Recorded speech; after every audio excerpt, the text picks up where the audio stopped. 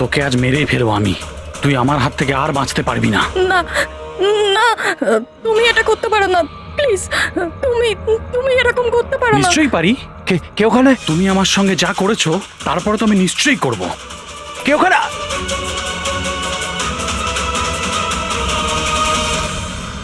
বাঁচাও, বাঁচাও, please please help, বাঁচাও। তুমি এটা করতে পারো না, প্লিজ। কেউ আছো? কেউ আছো? বাঁচাও, please please help, please please বাঁচাও। ওখানে কে আছে? প্লিজ হেল্প, হেল্প, কেউ বাঁচাও আমাকে, প্লিজ। কেউ আছো? কেউ আছো? প্লিজ বাঁচাও আমাকে, প্লিজ হেল্প, কেউ আছো? শোনো শোনো, প্লিজ, লেগে যাবে আমার। এই কি করছো? এই তোমার হাতে ওটা কি? তুই নিজের কাজ কর। এই দেবো তোকে টাকা। এই, তুমি লাগবে এটা তো? কি করছো? তোর মতো মেয়েরা না আমার কাছে ছাড়ো শুধু ওকে, time pass। ছেড়ে দাও। বললাম না, সর এখান থেকে। গান ছাড়, গান ছাড়, লেগে যাবে বলছি। গান ছাড়, গান ছাড়।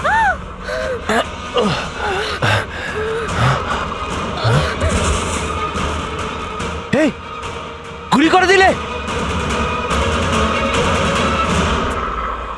গুলি করে দিল। হ্যাঁ, খুন খুন করেছে, খুন করে দিয়েছে পুলিশ, খুন করেছে পুলিশ। এই আরেকটা গুলি কে চালালো?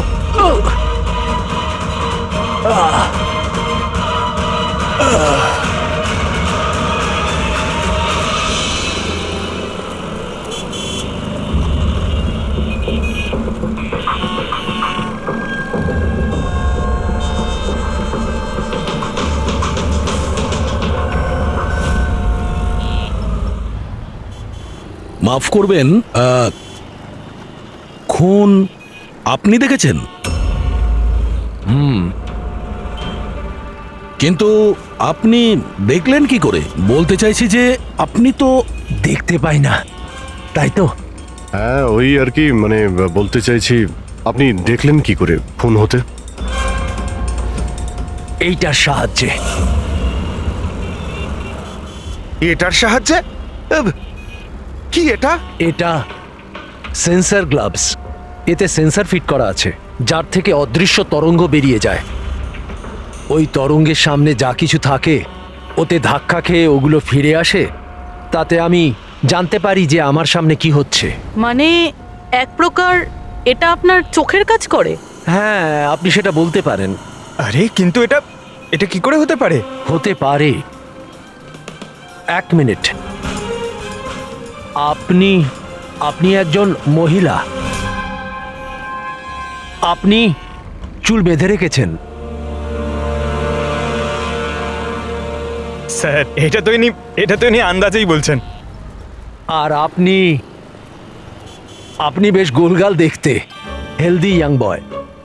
এটা তো ভুল বলেননি, দিন দিন তো মোটা হচ্ছ। ওয়েট তো চেক করেছিলাম স্যার, একটু কমও দেখাচ্ছিল।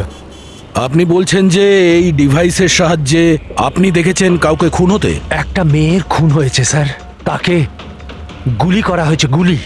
কোথায়? আই মিন এখানেই কাছাকাছি? না, এখানে নয়, এই এই জায়গাটা একটু এবড়ো খেবড়ো। ওটা খুব স্মুথ ছিল, ওখানে সিঁড়িও ছিল না। আচ্ছা, আপনি ওই জায়গা থেকে এখানে কি করে এলেন? জানি না, ঘটনাস্থলে কেউ আমাকে এখানে পিছন থেকে মারলো, আর তারপর আর কিছু জানি না। চোখ খুলে দেখলাম আমি এখানে। সঞ্জীব বাবু, কাল রাতে কি হয়েছিল আপনি আপনি ডিটেলসে বলুন আমাদের। আসলে আমি কাজ থেকে ফিরছিলাম, আর তখন আমার অটোটা একটা সিগন্যালে দাঁড়ায়। হে হে, ওদিকে কি, ওদিকে কি? কি? আরে ভেতর থেকে তুমি একটা মেয়ের চিৎকার শুনতে পেলে না? মেয়ের চিৎকার? কি বলছেন কি আপনি? ও, বের বললো। কি বলছেনটা কি আরে আপনি? আচ্ছা নাও, এটা তুমি রাখো, রাখো। ঘটনাস্থলে আমি যখন পৌঁছলাম তখন দেখলাম যে একটা ছেলে আর একটা মেয়ে ছিল। ছেলেটার হাতে পিস্তল ছিল, গান। দুজনে ঝগড়া করছিল, ধস্তাধস্তি হচ্ছিল। খুন করেছে পুলিশ। এই আরেকটা গুলি। ব্যাস, যখন আমার চোখ খুললো তখন ওই ছেলেগুলো আমার গ্লাভস চুরি করবার চেষ্টা করেছিল আর আমি ওদের ধরে ফেলি।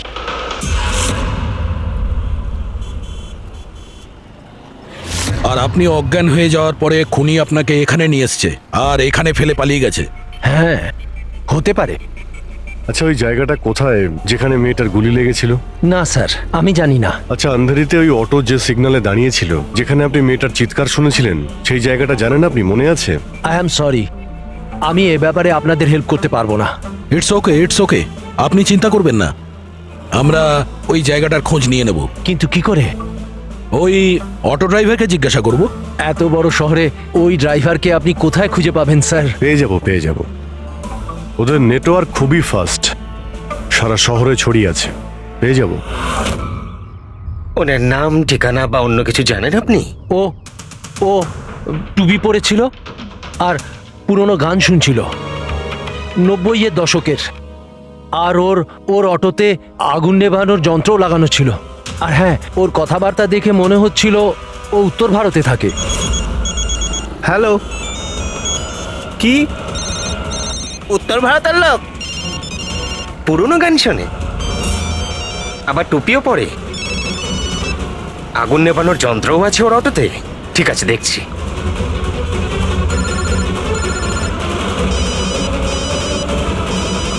হ্যালো। হ্যালো রাজু, হ্যাঁ ভাই।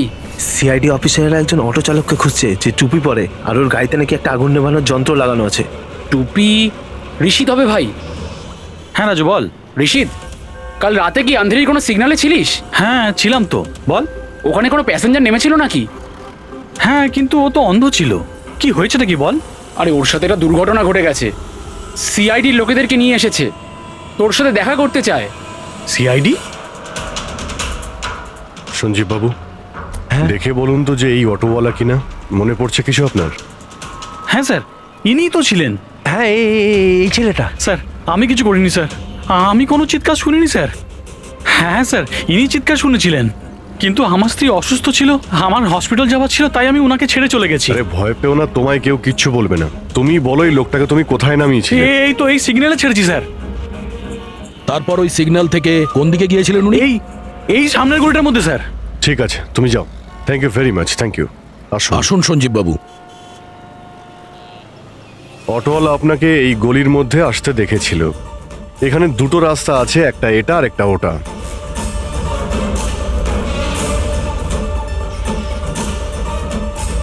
কিছু মনে পড়ছে আপনার কোথায় গিয়েছিলেন? সঞ্জীব বাবু, একটু মনে করে বলুন যে আপনি এর মধ্যে কোন গলিতে গেছিলেন?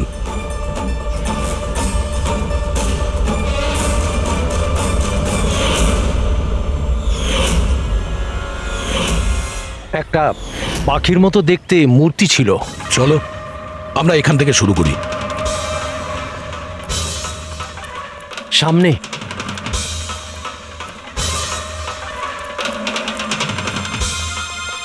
স্যার এই দেখুন। সঞ্জীব বাবু, দেখুন তো এই মূর্তিটাই কিনা। হ্যাঁ হ্যাঁ, এটাই। অভিজিৎ স্যার, মূর্তি পেয়ে গেছি।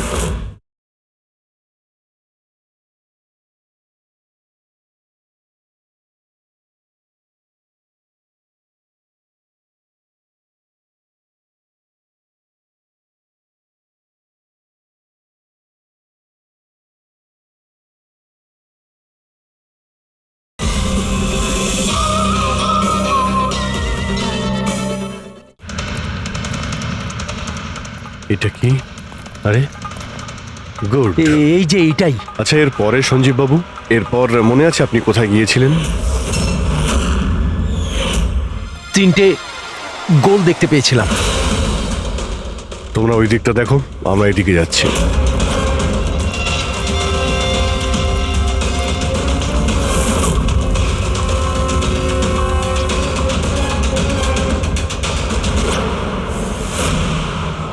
স্যার,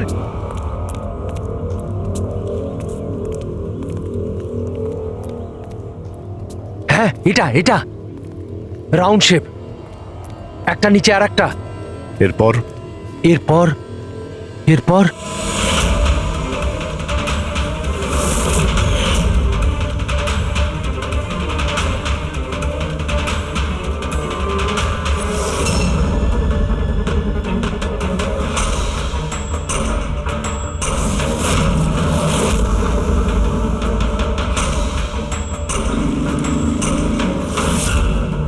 এদিকে এদিকে, এই যে। সাবধানে। আরে স্যার, ঘুরে ফিরে সেখানেই চলে এলাম যেখান থেকে শুরু করেছিলাম। আরে সেই জন্যই তো উনি চিৎকার শুনতে পেয়েছিলেন।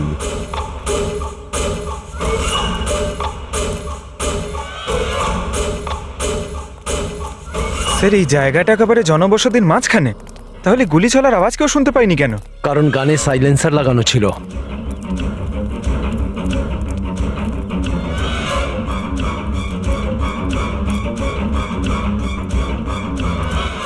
আসুন, একটা স্টেপ আছে, সাবধানে।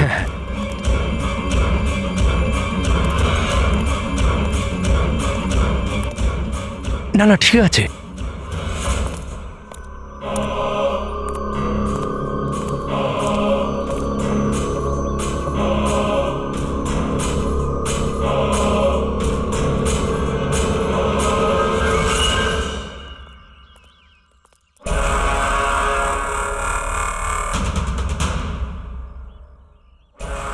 কি হলো?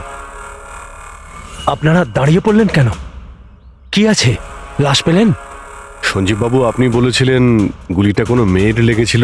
হ্যাঁ হ্যাঁ, মেয়ের গায়ে লেগেছিল। আমি তাকে ছুঁয়ে দেখেছিলাম। ওর গুলি লেগেছিল, রক্ত বেরোচ্ছিল। কেন বলুন, কি হয়েছে? লাশ এখানে আছে, কিন্তু কোনো মেয়ের নয়, কোনো ছেলের। কি?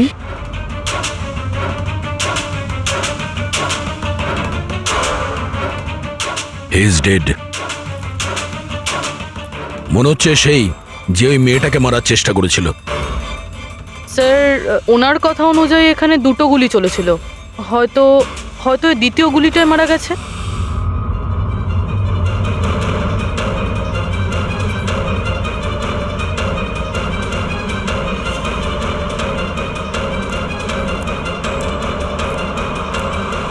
স্যার, স্যার, এখানেও তো রক্ত পড়ে আছে।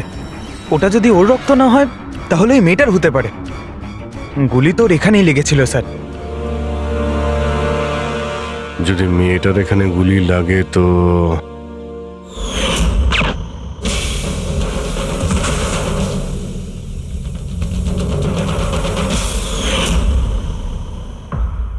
আপনি বললেন যে আপনার মাথায় পিছন থেকে কেউ মেরেছিল, তো সেটা দ্বিতীয় গুলি চলার পরে আপনার লেগেছিল নাকি সেটা চলার আগে? না না, দ্বিতীয় গুলিটার পর মেরেছে। স্যার, কি হচ্ছে এসব? কিছু বুঝতেই পারছি না। স্যার, রক্ত তো অনেক বেরিয়েছে। ওই মেয়েটা নিশ্চয়ই আহত। স্যার, না তো কোনো মোবাইল পেয়েছি, না ওয়ালেট, কোনো আইডেন্টিফিকেশন নেই। আর স্যার, ওর হাত আর আঙুলে যে চিহ্ন আছে সেগুলো দেখে মনে হচ্ছে কেউ যেন ঘড়ি আর আংটি চুরি করে নিয়েছে। আচ্ছা, এদের দুজনকে ছিনতাইয়ের উদ্দেশ্যে মারেনি তো? আগে এটা খোঁজ নিতে হবে যে মেয়েটা কোথায়। যদি আহত হয় কোনো হসপিটালে থাকবে, আর যদি মারা যায় তাহলে খুনি ও লাশ গুম করার চেষ্টায় রয়েছে। মিসিং পারসন ব্যুরোতে খোঁজ নিয়ে দেখো তো এর ব্যাপারে কিছু জানতে পারা যায় কিনা। বস, ক্রাইম স্পটে ওই জায়গাতে মাটির ওপর যে রক্ত পাওয়া গেছিল, ডিএনএ টেস্ট অনুসারে ওই রক্তটা কোনো মেয়ের। আসলে এই মেয়েটা ওই সময় ওখানে উপস্থিত ছিল না যখন তোমরা গেছিলে, কিন্তু ক্রাইম যখন হয়েছিল তখন ওই মেয়েটা নিশ্চয়ই ওখানে ছিল। আর স্যার, দুর্ঘটনার সময় রাত 11টা থেকে 1টার মধ্যে। ঠিকই তো আছে, সঞ্জীবও তো ওই সময় ছিল 11:30 নাগাদ। হ্যাঁ স্যার, আর সঞ্জীব বাবুকে অজ্ঞান অবস্থায় সেখানে রেখে দেয় যেখান থেকে আমরা ওনাকে পাই। আরও একটা কথা স্যার, দুটো গুলি চলেছিল। মেয়েটার গুলি লেগেছিল আর ও ওখানেই অজ্ঞান হয়ে পড়ে গেছিল সঞ্জীব বাবুর কাছেই। তারপরে স্যার দ্বিতীয় গুলিটা করা হয়েছিল যেটা ছেলেটার লেগেছিল। তার মানে সঞ্জীব বাবু ছাড়াও ওখানে আর কেউ ছিল যে ওই আহত মেয়েটাকে ওখান থেকে নিয়ে গিয়েছিল আর সঞ্জীব বাবুকে ওই ফুটপাতে ফেলে গেছিল। স্যার, আমি আশেপাশের এলাকায় খোঁজ নিয়েছি। ওখানে কেউই কোনো ছেলে এবং মেয়েকে আসতে বা কোনো আহত মেয়েকে ওখান থেকে যেতে দেখেনি। আচ্ছা, সালুকে একটা কথা বলো, যদি খুনি সঞ্জীবকে ক্রাইম সিন থেকে তুলে নিয়ে গিয়ে ওখানে যেখানে আমরা ওকে পাই, তাহলে হতে পারে ওই লোকটার কোনো ট্রেসেস সঞ্জীবের পোশাকে আছে। খোঁজ নিতে পারবে কে ছিল সে? অবশ্যই খোঁজ নিতে পারবো। তাহলে খোঁজ নাও।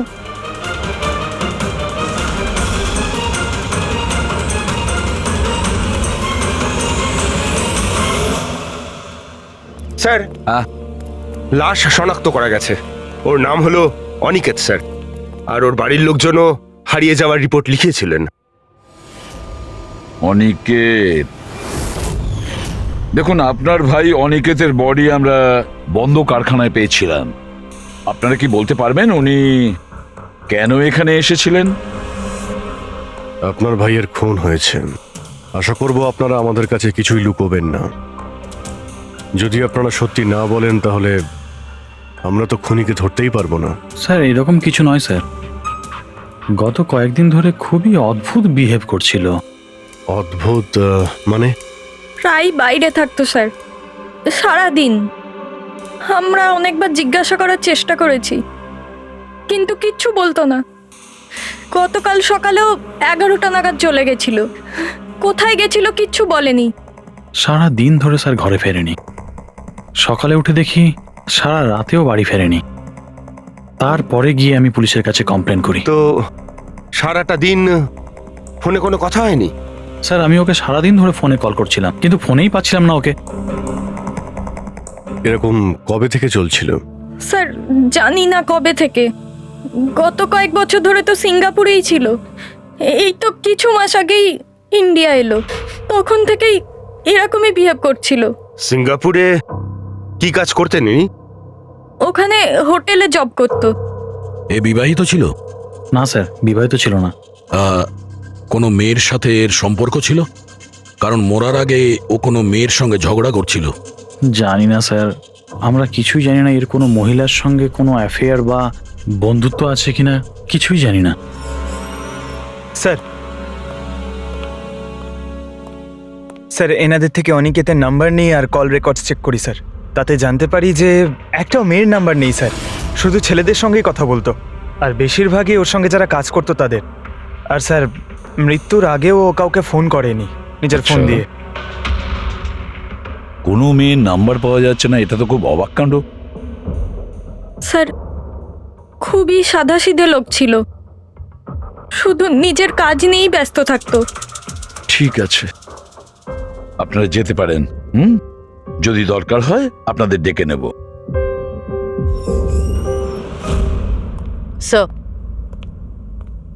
স্যার কালকে কারখানায় যাওয়ার আগেই অনিকেত সারা দিন একই জায়গায় ছিল। কোন জায়গায়? Sir coffee shop. স্যার এর ক্রেডিট কার্ডের বিল থেকে এটা প্রমাণিত হয় যে এ সারাদিন ওই কফি শপে ওর ক্রেডিট কার্ড সোয়াইপ করেছিল। হ্যাঁ স্যার, ওর ফোনের লাস্ট লোকেশন ওই কফি শপই ছিল। কোন কফি শপ ছিল ওটা? Pillow coffee shop. যাও ওই পিলো কফি শপে আর খোঁজ না ও সারাদিন বসে কি করছিল। স্যার,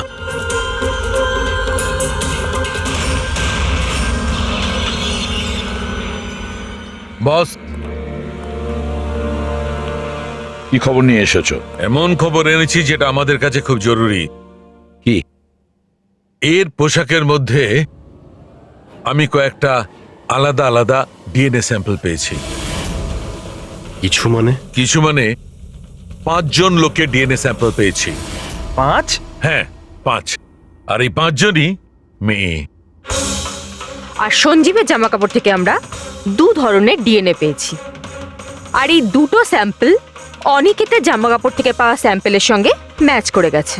মানে 5 জনের মধ্যে 2 জন যারা অনিকেতকে ছুঁয়েছিল, ওরা আবার সঞ্জীব বাবুকেও ছুঁয়েছিল। তার মানে অভিজিৎ এই পুরো কাজটা দুটো মেয়েই করেছে।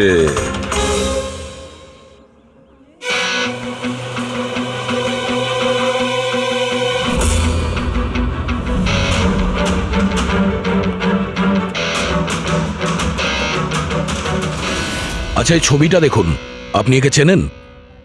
কালে সারাদিন এখানে আপনার ক্যাফেতেই ছিল। হ্যাঁ স্যার, এই কালকে সারাটা দিন এখানেই ছিল, আর রাতে এই ধরুন 10:30 আশেপাশে এখান থেকে বেরিয়েছিল। এ একা ছিল নাকি এর সাথে আরো কেউ ছিল? নিতু, এদিকে একটু এসো। এই ফটোটা একটু দেখো, এই কালকে এখানেই ছিল না? এনাদেরকে এটা বলো যে কালকে একা ছিল না কারোর সাথে ছিল। ইনি তো অনিকেত। ইনি কখনো একা আসতেন না, সবসময় ভিড় নিয়ে আসতেন। মহিলা আর মেয়েদের ভিড়। আর শুধু কালই নয়, ইনি আমাদের রেগুলার কাস্টমার। প্রায়ই এখানে আসেন। আচ্ছা, ও রোজ একই মেয়ের সাথে আসতো না আলাদা আলাদা? আলাদা আলাদা আসতো স্যার, আর দিনে কম করে 3 থেকে 4 জন। খুবই পাকা খেলোয়াড় ছিলেন ইনি। একবার তো আমি ওনাকে জিজ্ঞাসাও করেছিলাম যে এতগুলো মেয়ের সাথে বন্ধুত্বটা হলো কি করে। তো উনি আমাকে বলেছিলেন যে ওনার মোবাইলে একটা অ্যাপ আছে, কোনো ডেটিং অ্যাপ, ওখানেই ওনার এই মেয়েগুলোর সাথে পরিচয়।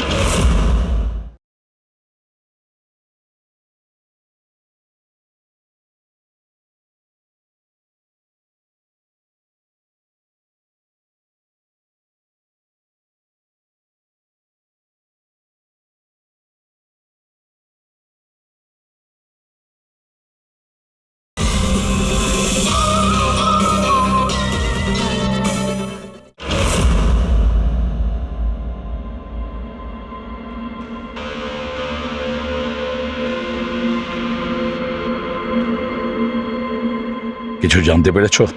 হ্যাঁ স্যার, অনিকেতের ডেটিং অ্যাপের ব্যাপারে জানা গেছে। ওই অ্যাপটার নাম ম্যাচ আপ। Match up? এটা দুজনের সাথে বিয়ে দেওয়ার কোনো অ্যাপ নয় তো? হ্যাঁ স্যার, ওই রকমই কিছু। কিন্তু অনিকেত এই অ্যাপের ভুল ব্যবহার করেছে। ও এই অ্যাপের সাহায্যে এতগুলো মেয়ের সঙ্গে কন্ট্যাক্ট করেছে স্যার, আর ওদের সঙ্গে বন্ধুত্ব করেছে। আর মনে হচ্ছে বিয়েও কাউকেই করতে চায়নি, শুধুমাত্র টাইম পাস করছিল। এই অ্যাপে শুধুমাত্র চ্যাটিংই হয়, আর কারো নাম্বার এই অ্যাপে শো করে না স্যার। স্যার, আমরা অ্যাপ ডেভেলপ কোম্পানি থেকে 4টে মেয়ের ব্যাপারে খোঁজ নিয়েছি, অনিকেত যাদের খুব টাচে ছিল। ইনফ্যাক্ট মার্ডার হওয়ার দিনও ওদের সঙ্গেও ক্যাফেতে দেখা করেছিল। পুরবি কথা বলছে। প্রথম মেয়েটা হলো মোনা। হ্যাঁ, আমি দেখা করেছিলাম ওনার সাথে কফি শপে এই 4টে নাগাদ। কফি খেয়েছিলাম আর একটু কথাও বলেছিলাম আমরা। তারপর আমাকে বেরোতে হলো, আমার কিছু আর্জেন্ট কাজ ছিল। স্যার, এ বলছে যে কফি শপের পরে ও বিউটি পার্লারে গিয়েছিল, আর ওখান থেকে একটা মুভির প্রিমিয়ারে। দ্বিতীয় জন হলো রূপালী। তাহলে বলো, তোমার কি বক্তব্য? ও অনেক দিন ধরে আমার পিছনে পড়েছিল, খালি বলতো দেখা করো দেখা করো। ভীষণই বোরিং ছিল, আই টেল ইউ। ওর সাথে 1 কাপ কফি যে আমি কিভাবে খেয়েছি, আর কফিটা শেষ হওয়ার সাথে সাথেই আমি ওখান থেকে বেরিয়ে গেছি। ও বলেছিল স্যার ও অনিকেতের সঙ্গে 6টার সময় দেখা করেছিল, আর তারপরও ফ্যামিলি ফাংশন অ্যাটেন্ড করতে আন্ধেরি গিয়েছিল। আর তৃতীয় অঞ্জু স্যার। ওর সাথে তো সময়টা বুঝতেই পারিনি। কত ভালো ভালো কথা বলতো, আপনি জানেন আমরা সেদিন কত কথা বললাম। হঠাৎ করে ও বললো ওকে কোথাও যেতে হবে। আমরা ডিসাইড করলাম যে আমরা আবার দেখা করব, আর তারপর চলে গেল। এই মেয়েটা কফি শপ থেকে বাইরে বেরই হয়নি। এর স্টেটমেন্ট অনুযায়ী ও কফি শপেই বসেছিল কফি শপ বন্ধ হওয়া পর্যন্ত, 12টা অবধি। স্যার, এদের স্টেটমেন্ট আমরা ক্রস চেক করেছি, ঠিকই বলছে। স্যার, সঞ্জীববাবু বলছেন কোনো মেয়ের গুলি লেগেছিল। এদের 3 জনকে চেক করা হলো, কিন্তু কোনো আঘাতের চিহ্ন নেই। তোমরা তো 4টে মেয়ের কথা বলেছিলে, তাহলে চতুর্থ মেয়েটি গেল কোথায়? স্যার, 4 নম্বর মেয়েটা হলো এরিকা। আমরা এই অ্যাপের সাহায্যে ওর সঙ্গে কন্ট্যাক্ট করার চেষ্টা করেছিলাম, কিন্তু ও কোনো রেসপন্স করেনি। তাহলে এক কাজ করো, ওই মেয়েটার সঙ্গে গিয়ে দেখা করো।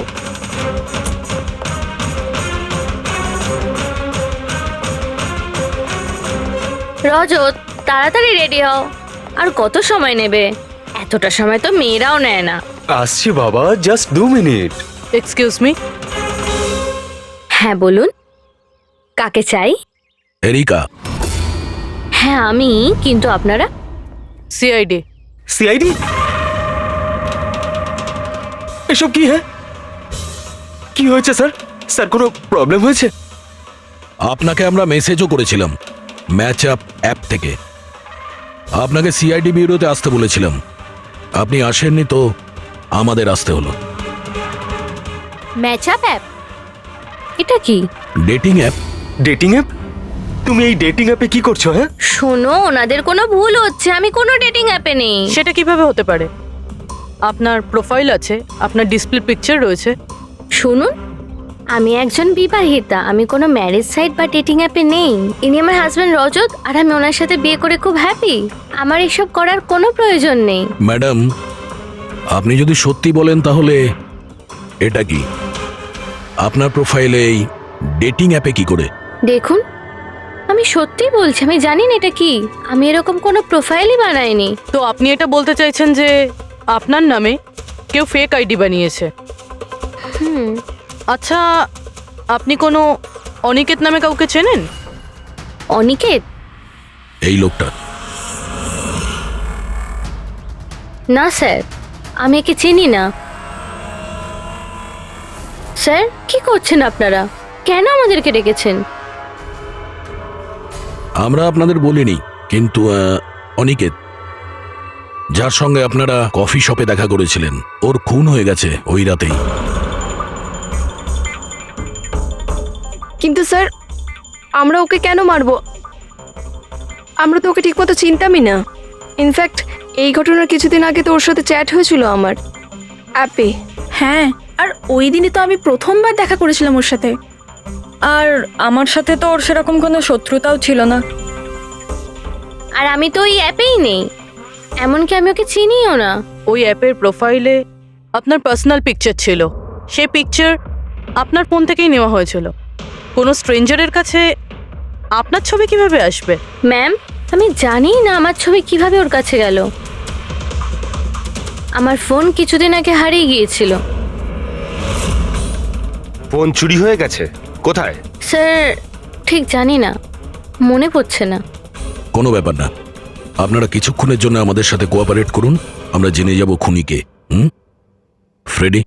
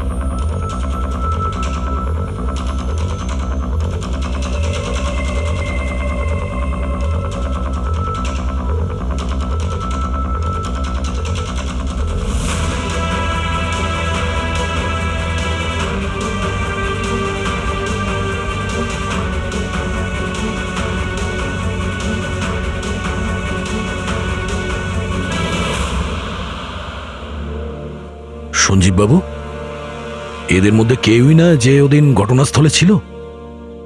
এদের মধ্যে কেউ নয়। ঠিক আছে, আপাতত আপনারা যেতে পারেন। Thank you.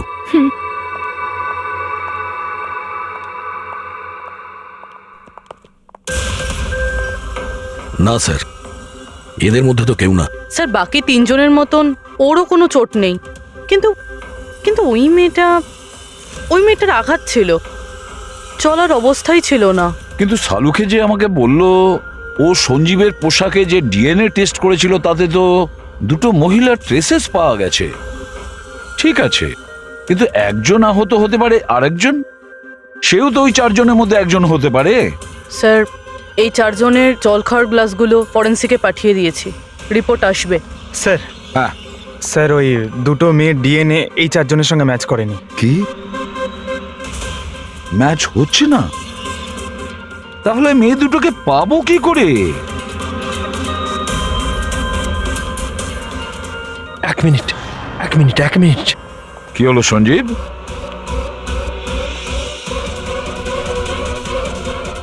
এসিবি স্যার, আমি এই গন্ধটা চিনি। গন্ধ? আমার আফটার শেভ মনে হয় স্যার। না,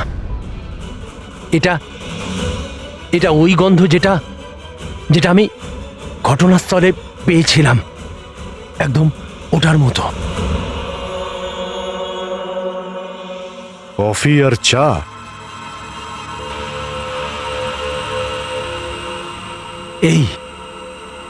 এই গন্ধটা ঘটনাস্থলে, এই গন্ধটাই ছিল।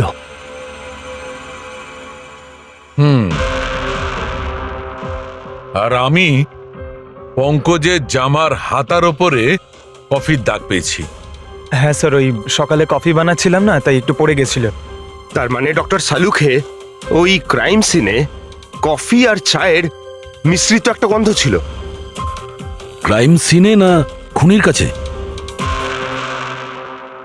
চার কফির মিশ্রিত কোনো স্মেল তখনই আসে যখন সে বারবার চার কফি বানায়, যেমন কোনো কুক বা কেউ কফি শপে কাজ করলে, যেমন পিলো কফিতে। পুরবি একটা কাজ করো, এরিকাকে জিজ্ঞেস করো যে ওর ফোন পিলো কফি শপের আশেপাশে হারিয়েছিল কিনা। সো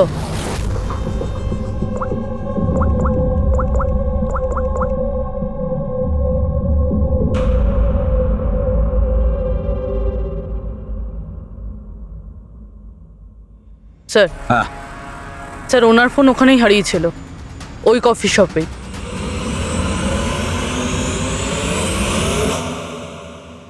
এই মেয়েটা এখানে প্রায়ই আসে না? হ্যাঁ, এনাকে দেখেছি তো এখানে। এর ফোনটা হারিয়ে গেছে। তো এর ফোনটা যখন হারিয়েছিল, এখানে ডিউটিতে কে ছিল?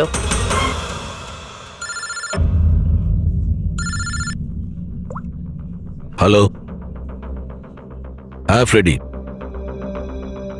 ও গুড, ঠিক আছে, আমরা এক্ষুনি ওখানে পৌঁছচ্ছি। পুরবি, সো ফ্রেডির ফোন ছিল, ওই হসপিটালটার খোঁজ পাওয়া গেছে যেখানে ওই আহত মেয়েটা ভর্তি আছে। স্যার, ওই মহিলাই যে অনিকেতের খুন করেছিল? হ্যাঁ ওই মেয়েটা, আমাদের এক্ষুনি ওখানে যেতে হবে। স্যার, আমাদের এখন বেরোতে হবে, কিন্তু যতক্ষণ অবধি জিজ্ঞাসাবাদ কমপ্লিট না হচ্ছে কেউ কফি শপ থেকে বেরোবে না।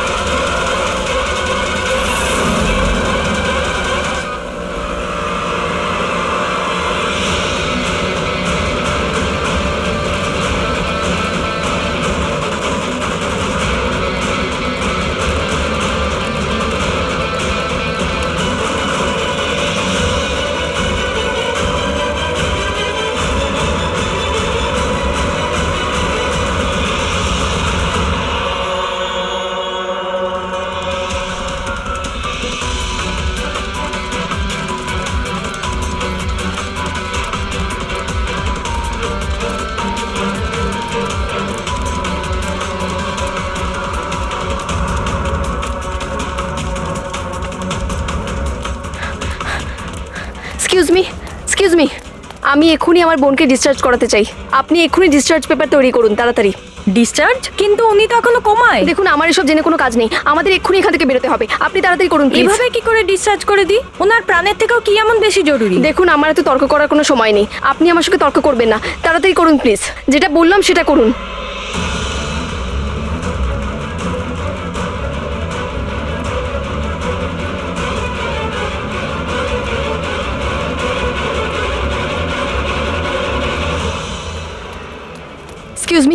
এক্সকিউজ মি, আমার দিদি স্বপ্নাকে এক্ষুনি ডিসচার্জ করাতে হবে, এক্ষুনি। ওর বিলের টোটাল অ্যামাউন্টটা বলবেন প্লিজ।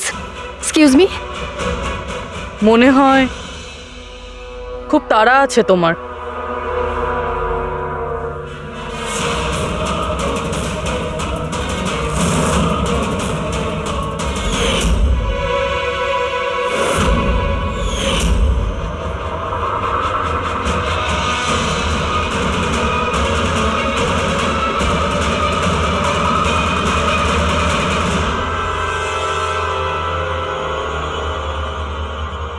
ক্যাফেতে ওই ফোন কলটা, ওটা আমাদেরই প্ল্যান ছিল।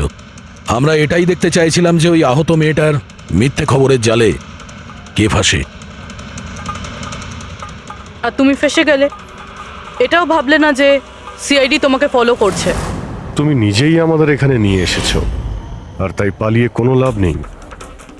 সেই জন্য তোমার জন্য এটাই ভালো হবে নিজের অপরাধ স্বীকার করে নাও।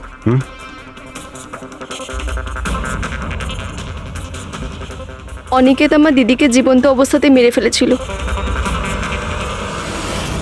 ওদের সিঙ্গাপুরে দেখা হয়েছিল, আর ও ওখানেই আমার দিদিকে বিয়ের মিথ্যে প্রতিশ্রুতি দিয়েছিল। ওরা এঙ্গেজমেন্টও করে নেয়, আর তারপরে বিয়ের কথা বললেই ও এড়িয়েই যেত। আমার দিদি যখনই বিয়ের ডেট ফিক্স করার কোনো কথা তুলতো, তখন সবসময় কোনো না কোনো অজুহাত দিতে শুরু করতো। আর এই ধরুন 6 মাস আগে ও বলল যে ওর মা নাকি খুব অসুস্থ, আর ওর মায়ের চিকিৎসার জন্য টাকার দরকার। আর আমার দিদি নিজের জীবনের সব সেভিংসটা দিয়ে দিয়েছিল। আর ও বলল যে ও সিঙ্গাপুর থেকে ফিরে এসেই আমার দিদিকে বিয়ে করবে। আর টাকা পয়সা নিয়ে অনিকেত সিঙ্গাপুর থেকে মুম্বাই আসে। হ্যাঁ, স্বপ্ন ওর অপেক্ষা করতে থাকলো, আর সেটাও পুরো 3 মাস ধরে। তারপরে একদিন আমি দেখলাম যে ও মুম্বাইয়ের ওই ক্যাফেতে ছিল, তাও আবার অন্য মেয়েদের সাথে। তার মানে ও স্বপ্নাকে বিয়ে করতেই চায়নি? না, ও স্বপ্নাকে ঠকাচ্ছিল। ও স্বপ্নার ইনকাম করা টাকা অন্য মেয়েদের পেছনে ওড়াচ্ছিল। আর আর ওর মাও কিন্তু অসুস্থ ছিল না, কারণ ওর তো কোনো মাই ছিল না। ওর মা তো অনেকদিন আগেই মারা গেছিলেন। তাই তুমি প্রতিশোধ নেওয়ার একটা প্ল্যান করলে। স্বপ্না তো আমার কোনো কথা বিশ্বাস করতে চাইতোই না। ওর ভালোবাসায় অন্ধ হয়ে গেছিল। ওর প্রমাণের দরকার ছিল। তাই অনিকেতের সত্যিটা সামনে আনার জন্য আমি এরিকার ফোন চুরি করি, আর ওর নাম দিয়েই আমি ম্যাচআপ অ্যাপে ওর ফেক প্রোফাইল তৈরি করি, আর অনিকেতের সঙ্গে চ্যাটিং করতাম। আর ও ইজিলি আমার ফাঁদে পড়ে যায়। তারপরে আমি ওকে ওই ফ্যাক্টরিতে আসতে বলি, আর তার সাথে স্বপ্নাকেও আসতে বলি, যাতে ও নিজের চোখে সব কিছু দেখতে পাক। কিন্তু ওই দিন যখন আমি ওখানে গেছিলাম, তখন আমি দেখলাম যে... এটা কি করছো তুমি? হিসেবটা শেষ করে দিচ্ছি। তুমি আমার সাথে যা করেছো তারই শাস্তি এটা। আমি সব জানি তুমি আমার টাকা কোথায় কোথায় খরচ করেছো, আর কত মেয়ের জীবন তুমি নষ্ট করবে। Aniket, please drop the gun. Aniket please, টাকা চাই তোর? তুমি এটা কি করছো? বেরো এখান থেকে, চুপচাপ বেরো এখান থেকে। আরে ছাড়ো ওকে, ছেড়ে দাও। ওকে বললাম না বেরো এখান থেকে।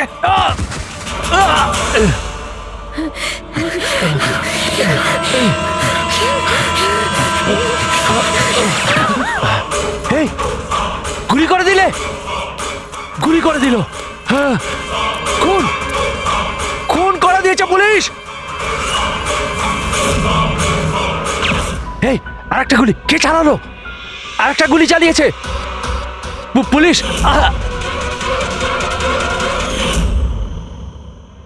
তুমি জানো, অনিকেতের লাশ পর্যন্ত আমাদের ওই সঞ্জীব বাবু পৌঁছে দিয়েছিলেন। উনি দেখতে পান না, কিন্তু ওনার ওই সংবেদনশীল দস্তানা, সেন্সিটিভ গ্লাভস, চোখের থেকে কম না।